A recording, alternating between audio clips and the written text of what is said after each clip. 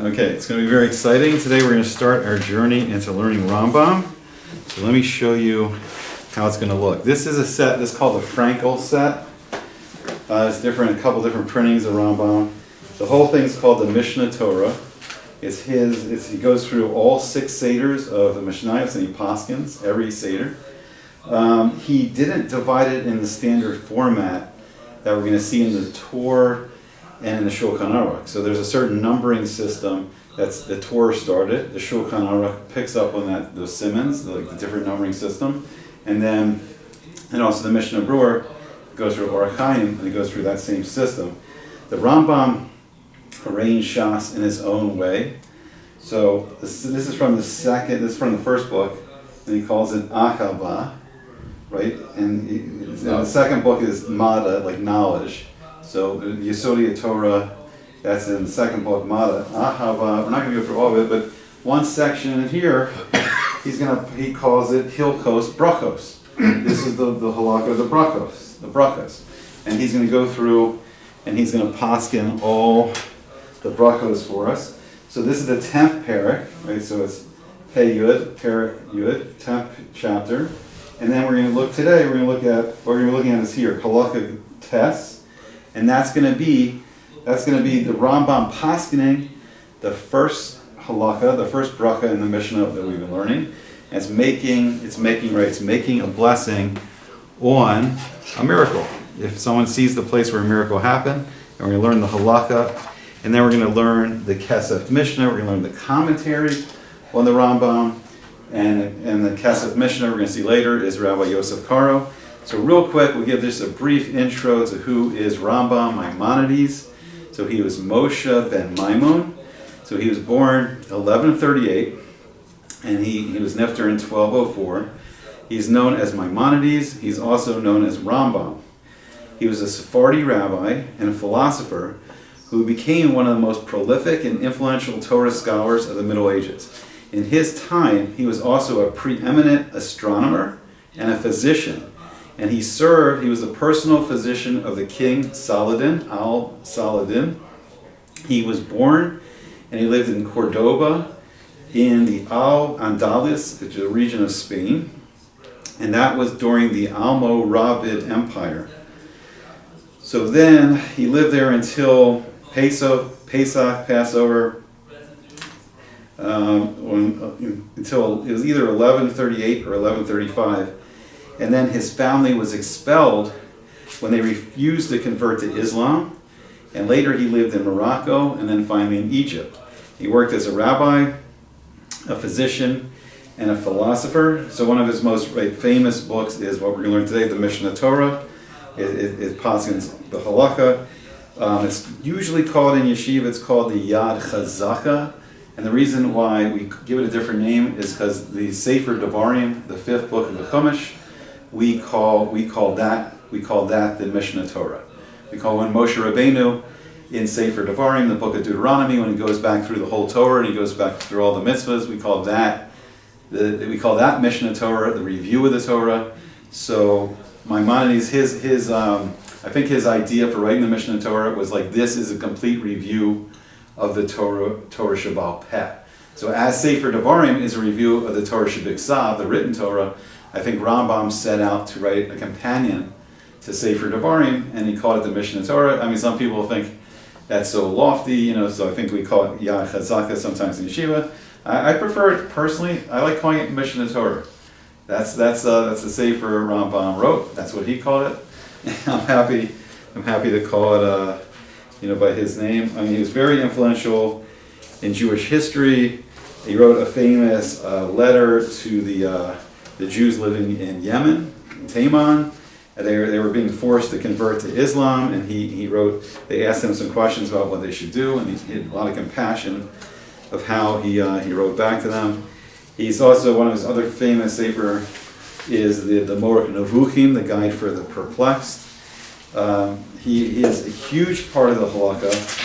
As we talked about briefly, Rabbi Yosef Karo, who we'll talk about a little later, he has 3 main rishons that he paskins by, and he looks at the Rif, he looks at the Rosh, and he looks at the Rambam. Now we're going to finally see the Rambam, so now we've seen all three. And then for the first time, we're going to now see the commentary of Rabbi Yosef Karo. And if you see, it may be hard to see, but here, the commentary on the Rambam, on the halakha in the middle, the commentary on the side is the Kesef Mishneh, and that's Rabbi Yosef Karo. All right, so let's start taking a look at the halakha, and it should sound fairly familiar because we've seen this before. So initially in the halakha, he's going to start to quote the Mishnah, and he's going to say haroeh. So he can say like one who sees, like a person who sees, one who sees. This should be sounding familiar. One who sees a place, where was done, where miracles were done in it. So a place where miracles were done in it. Hashem did miracles in that place. We'll see what that means.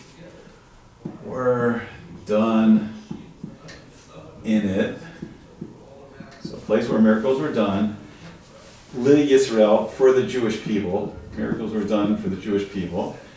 Kagon, like for example, and he's going to give us two examples. So Rambam's going to pick two main examples.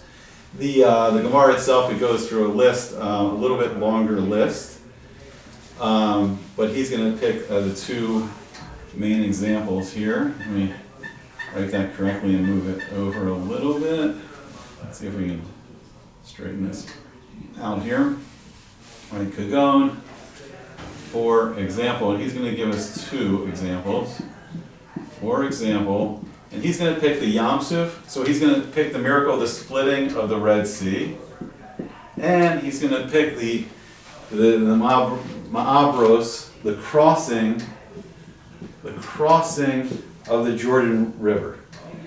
So they were similar a little bit in the two miracles. So the splitting of the Red Sea happened, of course, in the days of Moshe Rabbeinu, in the days of Moses, and the whole sea split. There's a midrash that says, which is interesting, that the sea was a greater miracle, that the sea split actually in 12 parts, and one for each tribe, one for each of the Shvatim.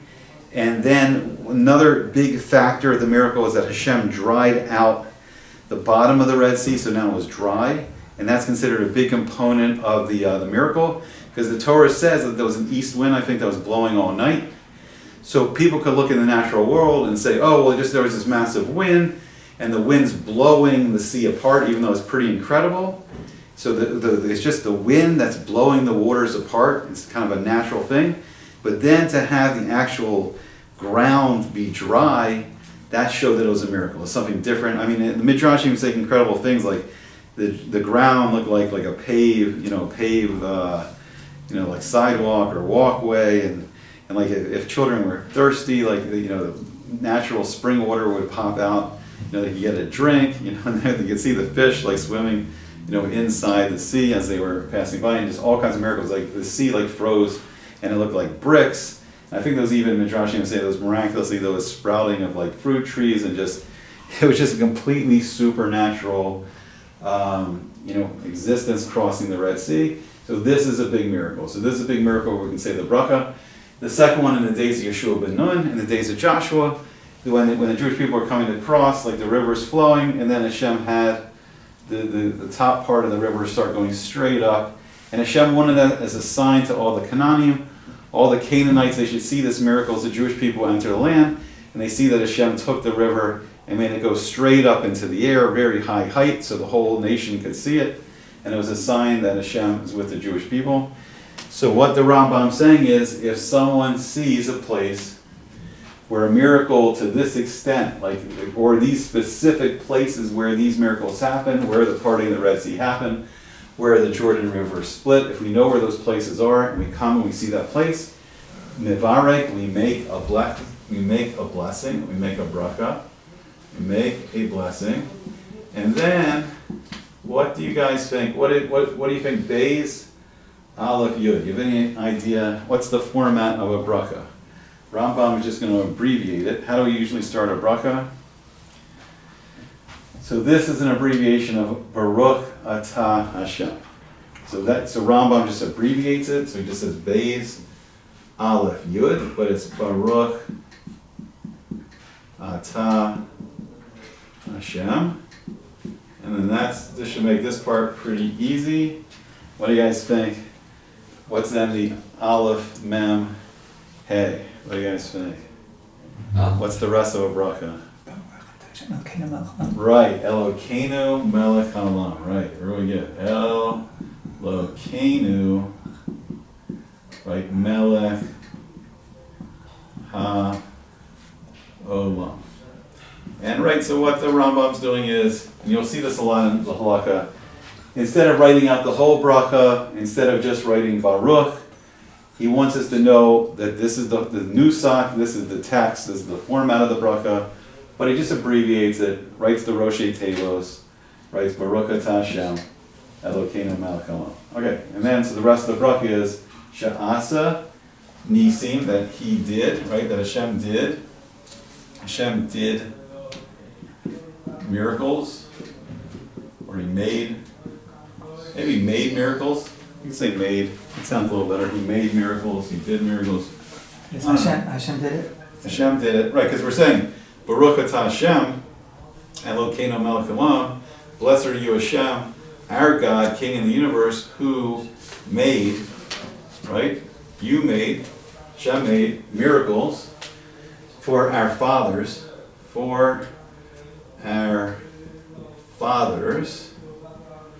in this place, right? In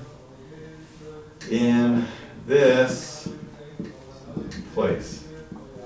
Right, the in's coming from the bays. In this place. So there it is. So Rambam Paskins, it's straight from the Mishnah, and he says this is the halakha. So if you come to a place where miracles were done for the Jewish people, he gives us two examples. So he gave us example number one, if it's a miracle on the stature of the splitting the Red Sea. Number two, if it's a miracle on the stature of the splitting of the Jordan River. If it's a miracle to that extent, then we make a bracha. Then when we see the place of the Jordan River. So when Yeshua ben Nun, when Joshua led everyone into Israel, right, they crossed with the Arna Kodesh. It's in the beginning of Sefer Yeshua. It's in the first few Brachim, first few chapters. And then the Kohanim were carrying. I think it's also one of the times the Kohanim were actually carrying the Aron instead of Levium. Those a couple rare times. And then the river. So let's say they're going to cross here. They're at Gilgal. The Jewish people are going to cross. The river, before it gets to them, starts to go up in the air. And then I think the rest of the river runs out. So now it's like dry land. There's no water now on this side. The river's going higher and higher and higher and higher into the sky. So all of Eretz Canaan, all the land of Israel can see it. All the Canaani can see it. It's a sign Hashem's leading the Jewish people into the land. And then, right, the Jewish people cross. It's very interesting. They took out, I believe, 12 stones from the river bed. They make a monument of those 12 stones. There's a little bit of like, there's a monument in the river maybe, and then a monument here. I don't know. But they took out 12 stones. They made a monument to say the miracle. So, I don't know, somewhere maybe, the archaeologists at some point, maybe in Yemotzer Mashiach, will dig out the monument. We'll find the monument. And then we'll know, this is the place. This is the place where the miracle of the Jordan River happened. And we'll be able to make brachas there again. Okay, so that's the first part of Rambam. Now he's going to go on. He's going to go v'chein, and so. He's going to go, and so, all places, right, every may be better. Every place, I think that's a better definition. Every place, kol makom, every place, Shena'asa bo, made, like Hashem made in it, right? Every place that Hashem made in it a miracle, a nace, a miracle, the robbing for the masses. So we said, right, that's either going to mean, we saw this a couple times. We saw, just recently, we saw the Rosh talking about this, that he started bringing up, what is the real definition of robbing? Does it mean all the Jewish people? Does it mean a majority of the Jewish people? Is it all or rov? The Rosh brings a case from Horios, Masechta Horios, And then in cases where the Sanhedrin rules incorrectly, so what if one shevet, one tribe, followed the erroneous ruling of the Sanhedrin? Does one tribe bring the chatas offerings? Does all the tribes bring the chatas offerings? And then maybe do you need 7 of the tribes, 7 out of 12? So you have a majority that now Mechayevs now obligates everyone. So so we get back to that. But what does Rabbi mean? So the Rosh started to tell us about that. So when a miracle is done, let's say for all the Jewish people, Aval, a place, but, so what he's saying is this, we do this bracha when a miracle is done for all the Jewish people. But in a place, Aval Makam Shanasa Bo, that a miracle was made or done in it, a miracle for one person, like for an individual, right? What happens if Hashem does individual? Okay, individual. Okay, let's see, individual. So what if Hashem does a miracle for one person? So then that person, that Yachid, that person, that one person, also Hayachid, that one person, and his son, and his grandson, then they're the only ones that make a bracha now. Then they bless, right? They bless. What do they bless? And they're going to bless like a person that when they see the place, when they see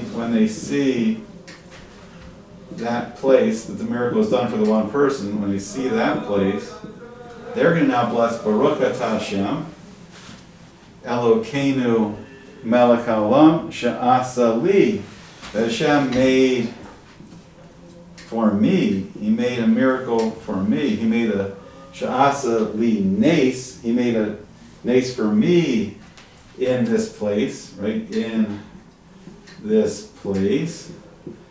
And then if it's the son or the grandson, they're going to say, or they'll say, he made a miracle for my father.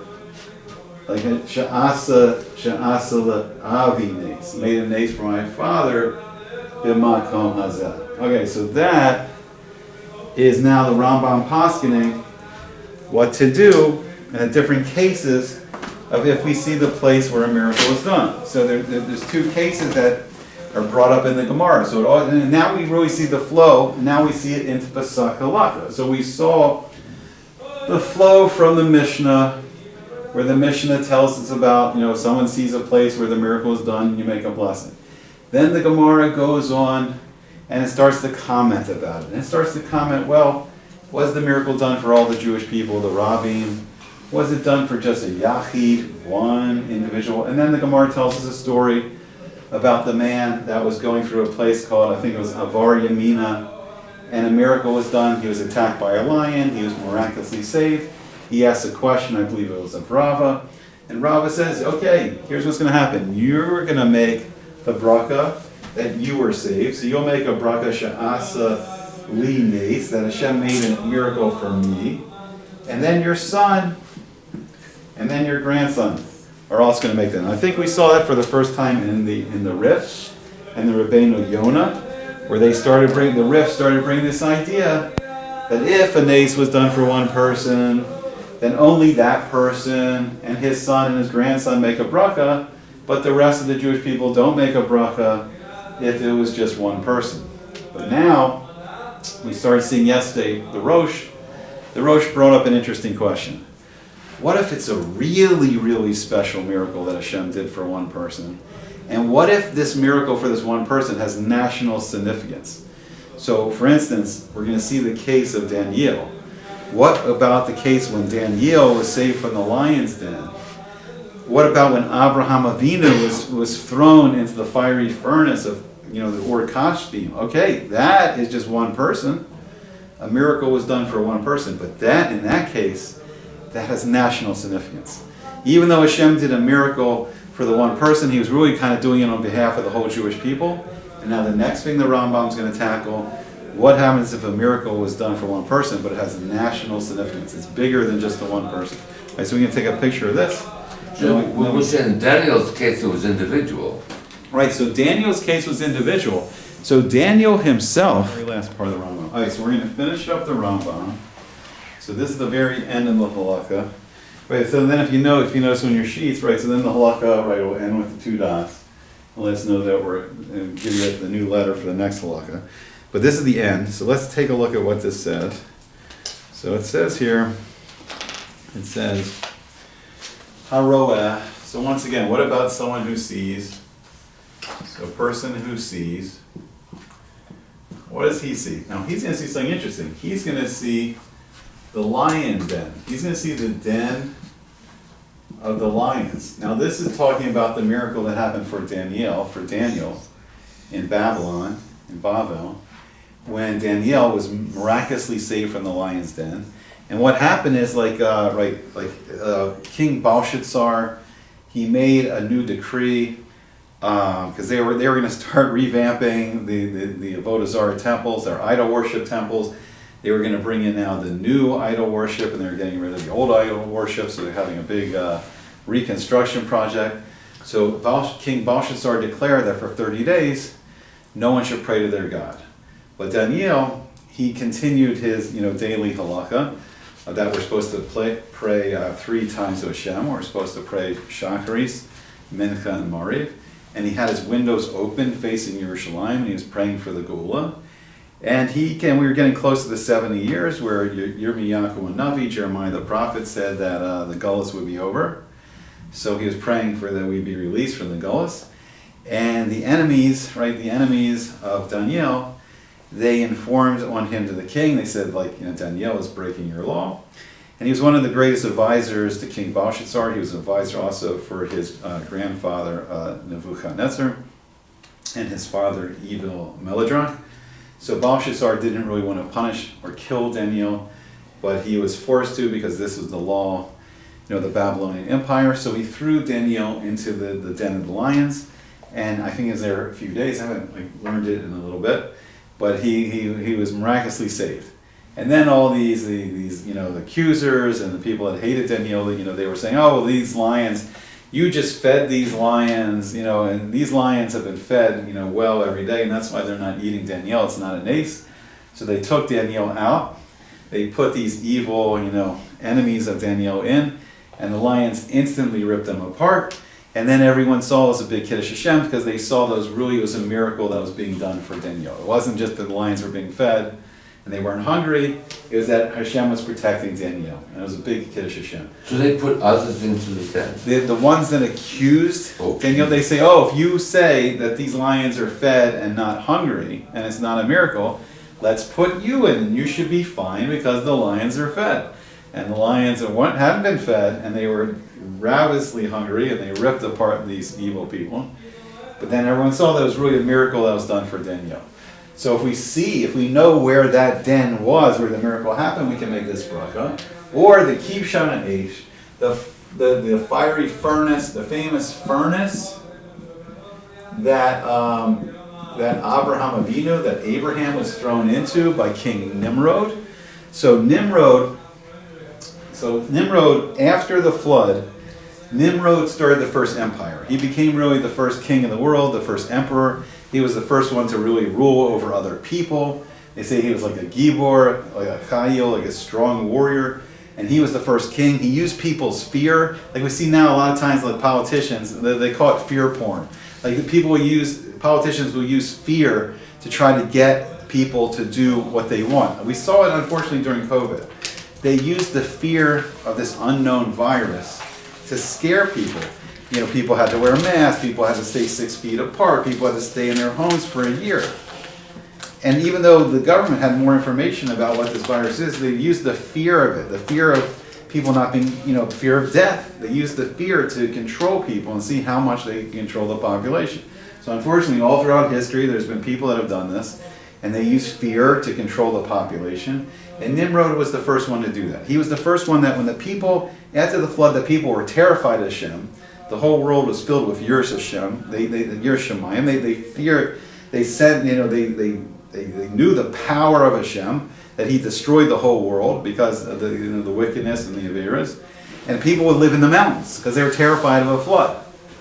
And what Nimrod did is he used that fear. He said, no, let's come down here. Let's build a city. And we'll be strong together. And he used the fear, but he got people to come into the valley of Shinar. And then that led to the Tower of Babel, the building of the tower. Their idea was to build these 4 massive towers that would somehow, hold up the Shemayim. You couldn't rain if you're... It was some mystical thing. It was into Kishuf and magic, whatever they were doing. They ended up not building a great city, only 1 tower, not 4 towers. But Nimrod was the first king to rule over the entire world. And then who stood up to him was Abraham. So I think Abraham was 48 years old at the building of the Migdal Babel, the Tower of Babel.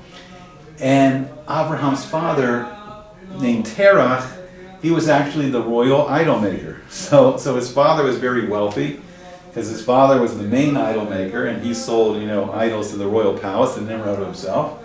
And Abraham was going against it. We have many famous midrashim where a woman came into the store and she says I want an idol.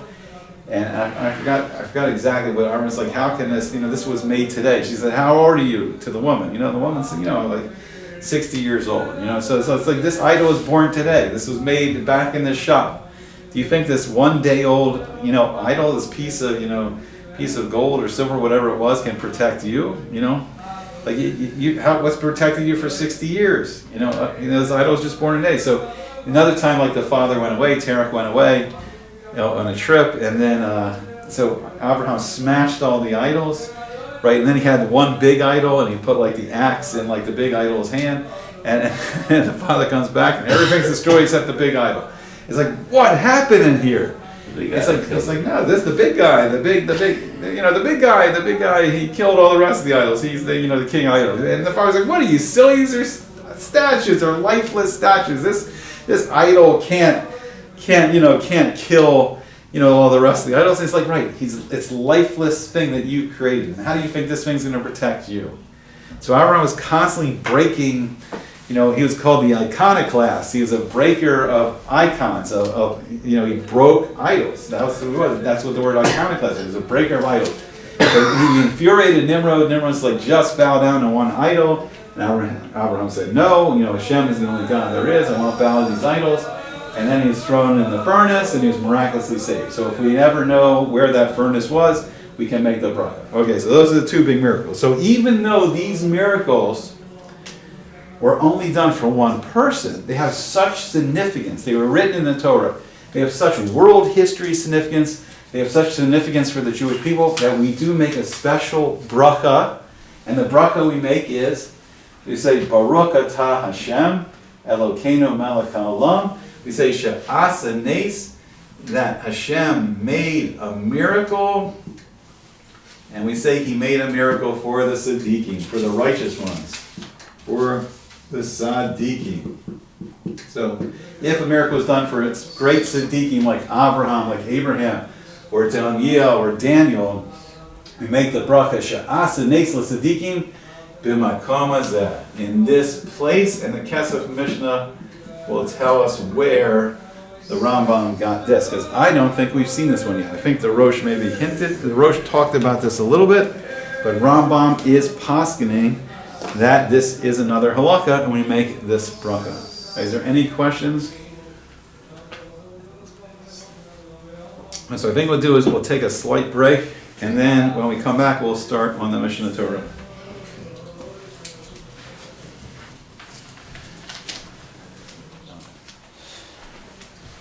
Okay. Nice. Now we're back from our break. So we'll do a little lesson, a little history lesson before we go over the Kesef Mishneh. So the Kesef Mishneh is Rabbi Yosef Karo, and he's going to have a very important part to play in Jewish history. Here is a picture for the viewers at home. Okay. And so Yosef ben Ephraim Karo, sometimes known as Yosef Karo. So he was born 1488. So we see now he's a lot later. We're talking hundreds of years. Rashi, I think, was born in 1040. And I think Rashi died somewhere around 1105. So now we're already up to 1488. So hundreds and hundreds of years later. So as we make the progression from the early Rishonim of Rashi, Tosafos, and we'll do one class where we'll do a whole list to get the whole chronology, the whole history lesson of Rashi and the Tosafos and the Rishonim. We'll see how everyone fits into the picture. But we're coming in some ways to the end of this halakhic journey when we get to the Shulchan Aruch, and then we'll see the Mishnah Brower, the Chofetz Chaim in the 20th century, and then maybe we'll look at some modern poskim. So he was born 1488. He was nifter on March 24th, 1575, which was the 13th of Nisan. He was a prominent Sephardi rabbi, known as the author and the last great codification of Jewish law of Halacha, the Beis Yosef, which we're going to learn B'ezrat Hashem tomorrow, and that's his commentary on the Torah. And then he wrote the Shulchan Aruch. He's regarded as the preeminent halakhic authority of his time, and is often referred to as just HaMachaber. So in yeshiva, you'll hear people talk about the Machaber, the author, and they're talking about Yosef Karo, and this is a big nickname. It's a great honor that he's called the Machaber, the author. It means he joined a lot together. He joined all these other commentaries together, kind of almost more editor. Like editor could be like a good definition of Machaber, but he's called the Machaber. He's called the author, and he's the author of the Shulchan Aruch. We're going to see he did an incredible lot in his lifetime. Also, he's called Maran, our master. So he was born in Toledo, Spain, in the year 1488, and then, if everyone remembers, 1492, big year in world history for Jews. So his family was expelled from Spain. So let's see, he was only 4 years old. So he's 4 years old, and his family was expelled from Spain in 1492. And that was because of the Alhambra decree. And they settled in the kingdom of Portugal. And then following his father's death, Karo's uncle Yitzhak, he was also an author of a commentary, and he adopted Yosef. And then after the expulsion of the Jews from Portugal in 1497, the Ottomans invited the Jews to settle in their empire. So Karo went with his parents after a brief move to Morocco, to Nicopolis, a city under Ottoman rule. In Nicopol, he received his first instruction from his father, who was himself an eminent Talmudist. He was married twice, first to Yitzhak Saba's daughter, and then after her death to the daughter of Chaim Albalag, and both of these men being well-known Talmudists.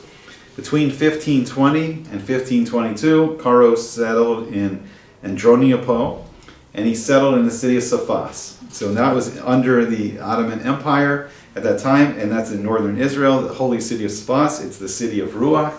It's the city of air. We talked about the four holy cities, I think, over Pesach, right? So the four holy cities are Hebron, is the holy city of Afar, of the soil. And that's the Mara Machpelah, the cave of Machpelah is there. Adam and Chava, Adam and Eve are buried there. Abraham and Sarah, Abraham and Sarah are buried there. Yitzhak and Rivka, Isaac and Rebekah are buried there. And then Yaakov and Leah. And Jacob and Leah are buried there. So Hebron is the holy city of dirt, of soil.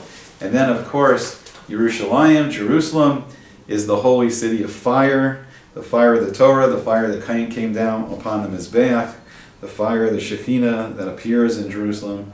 And moving up, we get to the holy city of Tiberias is the holy city of water. And then we go all the way up northern Israel in the Galilee, in the Galil, and Sfas, if anyone's ever been to Sfas, it's called Safed, sometimes when it's translated in English. It's on the top of a mountain, and it's great Ruchnias, everyone there is very spiritual, and it's the holy city of Ruach, a spirit of wind. So he lived there, and there was an amazing time when Rabbi Yosef Karo lived there. There was the Al Shika Kodesh, there was Rabbi Alkovets, there was Rabbi Moshe Cordovero, there was the Holy Arizal, Rabbi Chaim Vital, and it was Rabbi Akiva. so Rabbi Akiva was buried on the top of Tavera. This is more in the 16th century, so this is in the 1500s. He was early on, right? He was born in 1488, so this is mainly in the 1500s, and there's a great gathering in the city of Spas, and I think there was Jews in Jerusalem and Spas, and it's during the Ottoman Empire, and it's an amazing time for the Jewish people. We had great Talmidim, great Tzaddikim and Chachamim that lived during those times. So he arrived in 1535, and after spending several years in Salonika and then Istanbul, which is in Turkey. So by 1555, Yosef Karo was already a resident of the village of Beria near Spas, during which year he completed writing the first order of the Shulchan Aruch. He wrote Orach Chaim. So he, for a short time, he lived in Nikopol, but he decided to make his way to Eretz Yisrael so he can immerse himself in its holiness and its kedusha and complete his works. So while he was passing through Salonika, he met the great Kabbalist Rabbi Yosef Taitazak, and he continued his journey to the Holy Land through Egypt, and then he settled in Sfas. In Sfas, he met Yaakov Beirav, and was soon appointed as a member of his rabbinical court, of his Beis Din, and Beirav exerted great influence on him. Rabbi Yosef Karo became an enthusiastic supporter of Beirav's plans to reinstitute smicha, and which had been in absence for over 11 centuries. Rabbi Karo is one of the first that was given smicha by Rabbi Beirav, and after Beirav's death, Rabbi Karo tried to carry on what he was doing, and he gave smicha to his student, the great Moshe Alshich, the Alshich HaKodesh, who's written one of the most outstanding commentaries on the Chumash and the Tanakh. But he finally gave up his endeavors, and he's convinced that he could not overcome the opposition to reinstating smicha. Rabbi Yosef Karo, he started a yeshiva, and he taught Torah to over 200 students. So a Yemenite Jewish traveler, Zachariah, or Yacha al-Dahiri, he visited Rabbi Karo's yeshiva in Sfas in 1567, and this is what he wrote. This is what he wrote about visiting Rabbi Karo's yeshiva. He said, I journeyed from Syria, the province, through Upper Galilee, into the city of Sfas, the land of Canaan. I then came into the city, and lo, within her lived the divine presence, the Shekhinah, for within her there is a large community. Forwardness being removed far from them, about 14,000 in number. In 18 seats of learning, they had come to study the Talmud, the Gemara. There I saw the light of the halacha, and the Jews had the light. They surpassed all other communities. Then it was that I knew my estimable worth, based on all my strength and ability, and lo, I have been deficient in several matters. Now, that which is lacking cannot be numbered. I made myself inconspicuous in her midst. While my thoughts were languorous within the synagogues and the midrashic study halls, I come to hear the expositors who expound upon certain matters in several ways, seeing that they know every secret thing, from the walls of the ceiling all the way down to its foundation, but especially the great luminary, even the wise Rabbi Yosef Karo, from whose seat of learning the wise man of Safat do not quit themselves, for in his heart the Gemara is stored. After he sat down and learning for 7 years within a confined chamber, now aside from several branches of wisdom within his heart are sealed both revelations and mysteries. I went one Shabbos to a seat of learning to see its honorable and glorious magnanimity. I sat down by the entrance alongside the doorpost of the gate, while my cogitations from foolishness were sorely gripped by fear. Now that wise man, the elder, sat upon a chair, and with his mouth he did amplify the subject matter. By an utterance he would draw men away from his crazy words, from his burden maybe caused by the vicissitudes of time, and drawing him nigh unto the faithful God. He would then clothe him, as it were, in the sumptuous apparel fit for those who are free, by his recital of the pasuk, the law of the Lord is perfect, reviving the soul. He then deliberated on a certain matter by explicating its plain and esoteric sense. Before him were seated about 200 very admirable and distinguished students, sitting upon benches. When he had finished his words of wisdom, he gathered to a certain student opposite him to speak. Now when that wise man, Rabbi Yosef Karo, heard the words of that student, he was astonished by his eloquence of speech, who had given plausible arguments about the soul. And he then raised him up and exalted him above all the students that were with him. I stayed there a while the wise man, Rabbi Yosef Karo, had gestured to his students to stand up, and then gave order to each one to learn a Mishnah. So they went their way, the students who were there gathered, and the wise man, Rabbi Yosef Karo. So that's just a little bit of someone's diary of what their experience of like visiting the yeshiva, started by Rabbi Karo. He wrote many incredible sefers. I mean, this talks about some of the incredible people that lived there at the time. It says that when Rabbi Yaakov Beirav died, Rabbi Karo was regarded as his successor, together with Rabbi Moshe of Trani, and he headed the rabbinical court that based in Sfat. And in fact, by this time, the rabbinical court of Sfat had become the central based in all of the old Yishuv. This is southern Ottoman Syria, and indeed of all the Gullahs, all the diaspora as well. Thus, there was not a single matter of national or global importance that did not come to the attention and ruling of the Sfas based in. Its rulings were accepted as final and conclusive. And Rabbi Karo's halakhic decisions and clarifications were sought by sages from every corner of the Gullahs, of the diaspora. Rabbi Yosef Karo was also visited in Sfas by the great Egyptian scholars of his day, Rabbi David ibn Abi Zimra and Rabbi Yaakov Kasro. He came to be regarded as the leader of the entire generation. In a dramatic testimonial, Rabbi Shlomo Alkabetz testified that in Salonika, Karo had become one of the rare individuals who merited to be instructed by a Magi. And he wrote a whole sefer about that. Rabbi Karo had a private Malach, an angelic teacher, an angel that taught him, who revealed to him many Kabbalistic teachings. The Maggid exhorted Karo to sanctify and purify himself, and he revealed to him events that would take place in the future. I have the sefer, I have to really start learning it now. in Shari Kedusha, in the sefer Shari Kedusha, Rabbi Chaim Vital, he explains that visitation by a Maggid, by this angel, is a form of divine inspiration, of Ruach HaKodesh. The teachings of the Maggid are recorded in his published work titled Maggid Meisharim. Though Rabbi Chaim Yosef David Azulai notes that only about 1/50th of the manuscript was ever published. However, in numerous places in Maggid Meisharim is stated that I am the Mishnah that speaks in your mouth, indicating that the Torah Shabbat Peh, the oral Torah itself, of which the Mishnah is the fundamental part, spoke within him. However, these two explanations are not necessarily contradictory, and the merit of the Mishnah Karo constantly reviewed. He was worthy of an angelic teacher.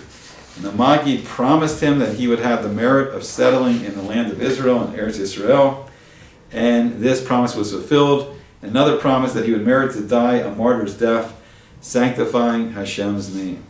Okay, so that's a lot of the extraordinary life of Rabbi Karo. So he was famous for writing the Beis Yosef, which we're going to learn soon. It's a commentary on the Arba'a Torim and the Torah. And he wrote the Shulchan Aruch, and he finished it in 1555, and it was published in 1565. And then what we're going to learn today, the Kesef Mishneh, where he wrote what was written in Nikopol, is published in Venice in 1574, 1575, and it's a commentary of the Mishneh Torah by the Rambam.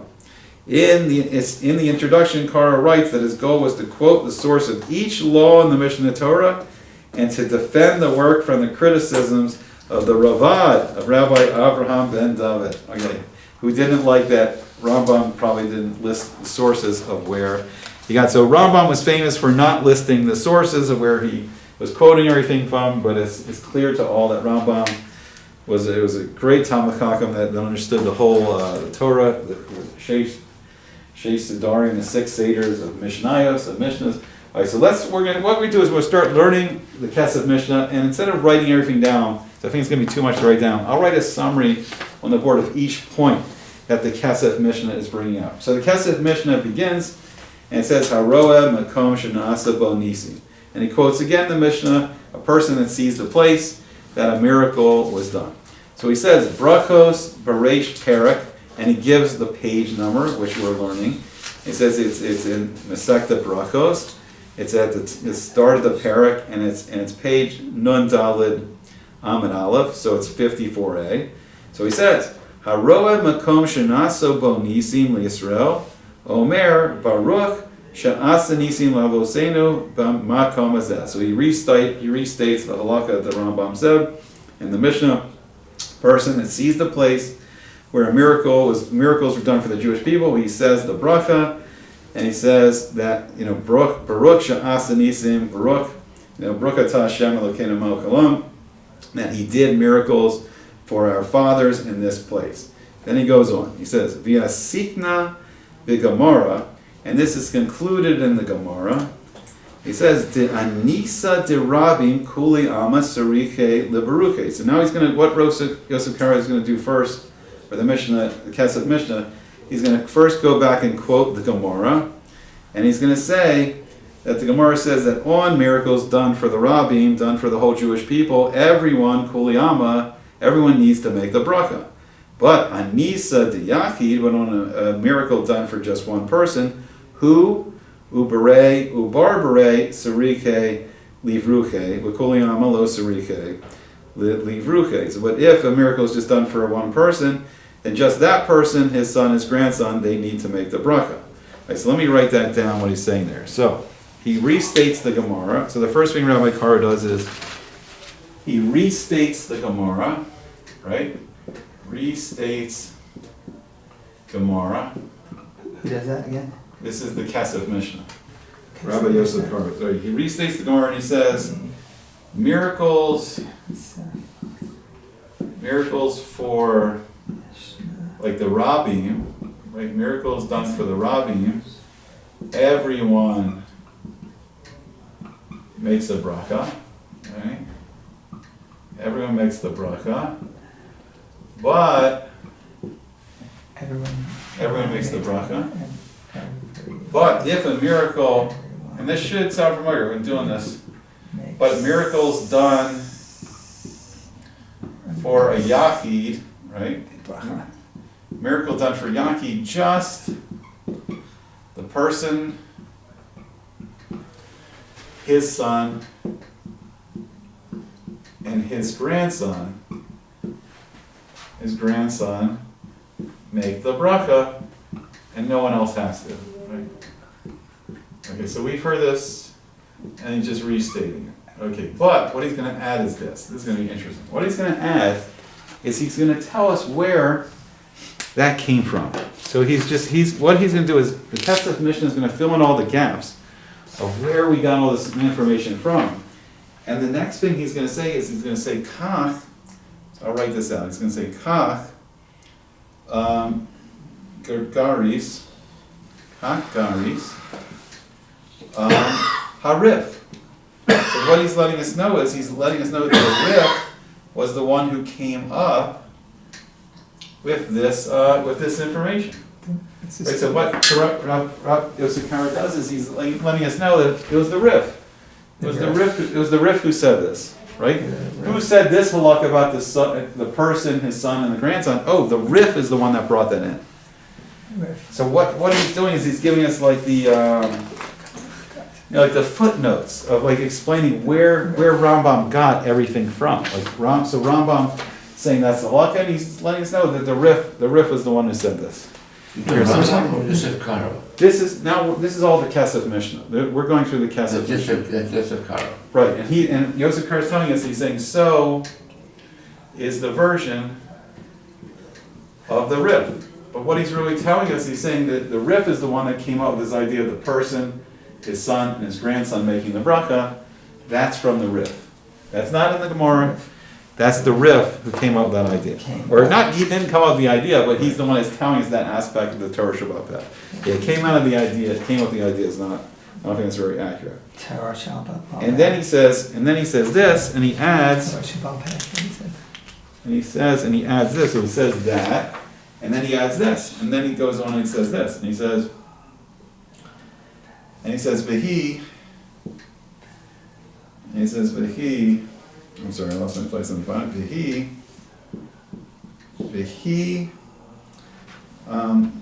Girsas,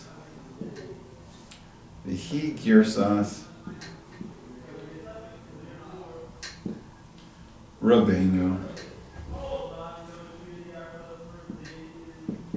And our rabbi says that. So who's our rabbi? We always have to know who Rabbeinu is. So who's our rabbi? Who's the commentary on? Who is the Kesef Mishneh saying is Rabbeinu? Rambam. Rambam. Good. Right, and it is also the version of Rabbeinu, and Rabbeinu is the Rambam because it's the commentary on the Rambam, on the Rambam Salaka in the Mishneh Torah. All right, so that's the beginning of the Kesef Mishneh. Let's see how we're doing. And then, what's he going to say after that? So then he's going to say, and now he's going to give us the Rabbeinu Yonah. So we'll just do a summary of this. But the next thing he's going to tell us is he's going to tell us what Rabbeinu Yonah, who we learned, right? If you guys remember back a couple of days. So he's going to tell us what the Rabbeinu Yonah says. So the Rabbeinu Yonah, if you guys remember, he was the commentator on the Rif. It's generally the Ran. The Ran's the usual commentary, Rabbeinu Nisim, but happened to be in our Gemara, in our Masechta, the Rabbeinu Yonah was the commentator on here. So let me write that down too. He does commentary on the Rif. So he does commentary on the Rif. Okay, so now we kind of know where we're at. So we'll keep going through the Kesef Mishneh. And it says, so the Kesef Rabbeinu Yonah says, Hu mivarek, he blesses, she'asali nes. So maybe we'll write this out, because then now he's quoting the Rabbeinu Yonah again. Right, so let me write down what he's quoting here.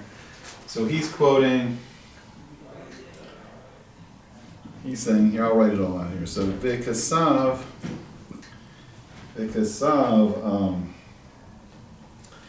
Rabbeinu Yonah. Kesef Rabbeinu Yonah, and he says, "Who mivarech she'asa li nes uberei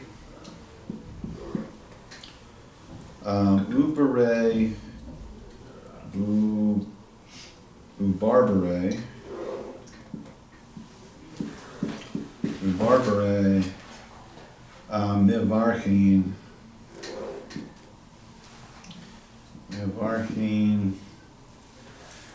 Sha'asali.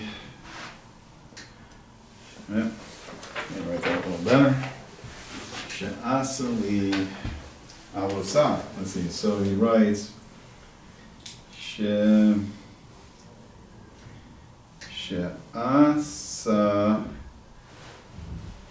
li. No, I'm sorry. No, She'asa nes. I'm sorry. She'asa nes lavosai. That Hashem did a nes, miracle for my father. She'asa nes. She'asa nes li. Site, right? So he's telling us what the Rabbeinu Yonah did. The Rabbeinu Yonah actually told us what brachas to actually say. What do these people actually say if a miracle happened for one person? Here, so we'll go through it. So he's saying the Rabbeinu Yonah writes. So what the Kesef Mishneh is saying is saying the Rabbeinu Yonah, he writes. He writes that person. The person the miracle happened from, so he blesses, he makes the blessing, she'asli nes, that Hashem did for me did a miracle for me. He made a miracle for me, and that's what the person says who the miracle was done for. But then his son, what does his son say? His son, his grandson, right? What do they bless? What's the nusach of their blessing? They bless. They make a blessing, but they say made. They say sha'asa nes, made a miracle for my father, right? For my. Well, let me write that a little better. For my father. And then the Rebbeinu Yonah, right? He taught us what the actual blessing is for my father. All right, good. So all this should sound really familiar. What we're just doing is we're doing a review, and the Kesef Mishneh is just telling us how the Rambam put everything together. He's giving us footnotes on the Rambam. And so you have a moment. So the Rambam did these things. Right. This is what the Rambam. So the Rambam in the Halakha, he's saying this is where the Rambam got all the information from. He's giving us information on where the Rambam got all the information from. But it should sound familiar because we've taken the same journey. We've seen all these places where they got the information. So then he's going to go on. He's going to say, Ukasav od shekol nes, she'eno l'kol Yisrael. So he's going to write, and further, any miracle not done for all the Jewish people, o rubam, or the majority of the Jewish people, it's called yachid. And that's the next rule that the Rebbeinu Yonah taught us. Right, so this is still in the Rebbeinu Yonah. So he's saying, any miracle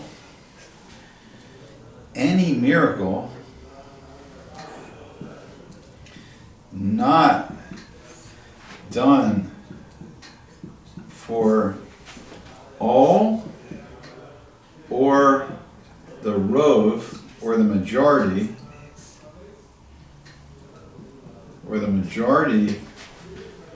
of the Jewish people,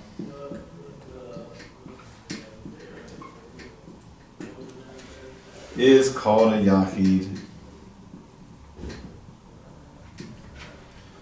All right, and we're going to see the significance of that. So what does that mean? So that means, let's say Hashem did a miracle for 100 people. Well, Hashem did a miracle for 100 people. All right, so what do we think? What do we think? If Hashem did a miracle for 100 people, what do you guys think? What would the halakha be?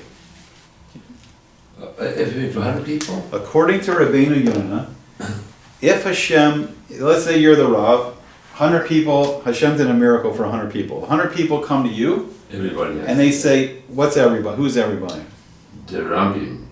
So every one of the Jewish people has to make a blessing for the 100 people. All right, so here's a curveball. So what the Rebbeinu Yonah is saying is, he's saying, let's say a miracle happens for 100 people.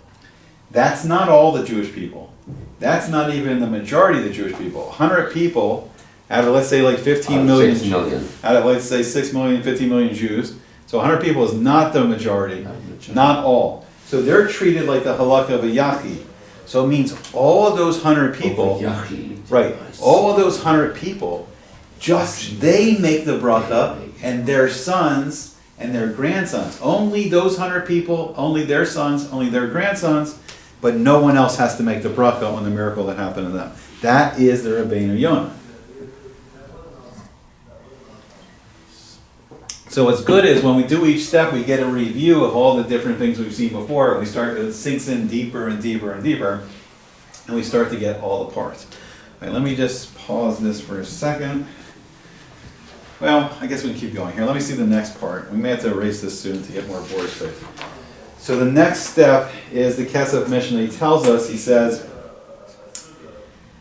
that person's treated like a yachid, ve'ein mevarkin alav ela haim u'bnei b'nei. So it means, so he says only they bless, right? So only they bless